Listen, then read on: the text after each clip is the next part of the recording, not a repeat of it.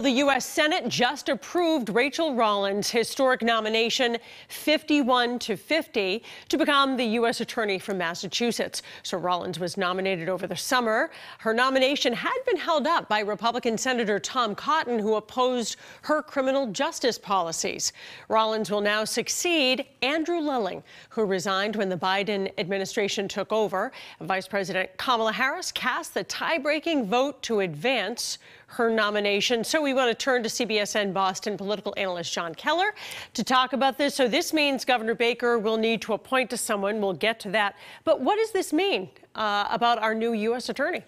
Well, everyone I've spoken to about this suggests they think she will do, within the constraints of the U.S. Attorney's Office, which is a little different kind of operation, she will do there what she did in Suffolk County. You may have noticed on the front page of your Boston Globe today, there's an article about the latest crime stats that show at a time when crime waves are hitting many other major U.S. cities, violent crime, homicide, shootings are down here in Suffolk County, here in Boston. And, you know, across the spectrum of law enforcement, credit is given to Rollins's pursuit of modern-day criminal justice policies that, instead of just trying to throw every criminal in jail, distinguishing between violent and nonviolent crimes, and for the nonviolent crimes, which are still a serious threat to the fabric of the community, no one argues otherwise, try to divert those convicted offenders into restitution rather than incarceration, for those who need substance abuse and mental illness treatment, try to get that, try to lower recidivism rates where people go into prison, come right back out and reoffend, and it's working.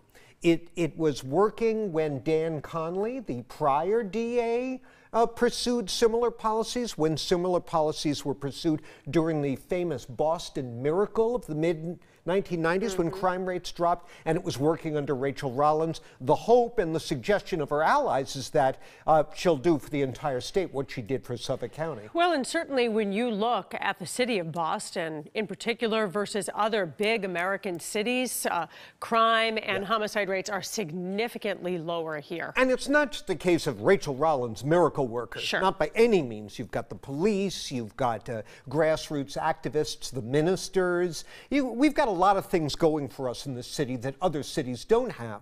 But Rollins is part of a generation of prosecutors with a wide array of experience who are skilled at bringing these coalitions together, getting them all on the same page. That was the formula that worked in the miracle era of the mid-1990s. It's working now here in Suffolk County, and we'll see how she does in the U.S. Attorney's Office. And of course, this is historic. She is the first black woman to become the state's top federal law enforcement official, and certainly will continue in the style that you just described.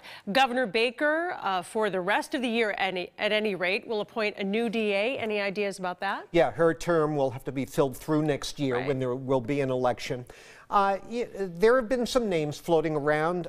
Newly re-elected at-large City Councilor Michael Flaherty is someone who's been a supporter of Governor Baker's and who is widely well regarded within the city. Linda Champion, who was a candidate in the DA election that Rollins wound up winning. Her name has been out there. So we'll find out soon enough. But now that he's freed from any partisan political considerations, you know, I don't think Baker cares whether it's a Democrat or a Republican.